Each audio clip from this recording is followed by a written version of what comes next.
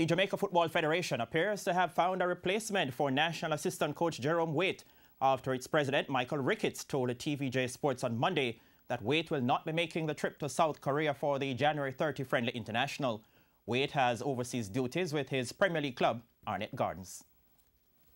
Just last week, Jerome Waite refused to sign a contract at the JFF as the salary stated in the agreement was below what he expected.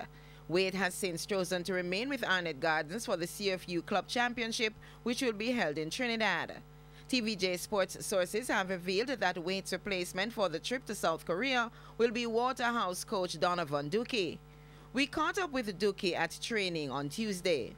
This is the first I'm hearing that, so this is news to me, and I wish it is true.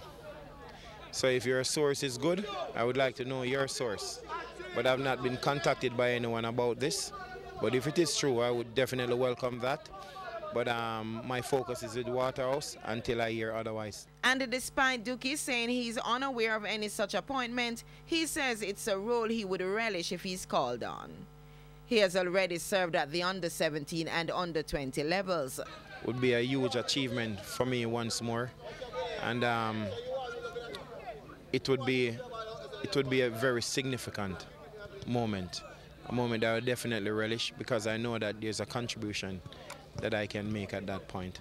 But until then, I have to keep my fingers crossed. TVJ Sports has learned that Dookie's appointment could be a one-off one, but there are considerations for him to be named among the youth coaches. We also understand that Waterhouse will have a second call-up as defender Sean Laws is named among the playing party to travel to Asia.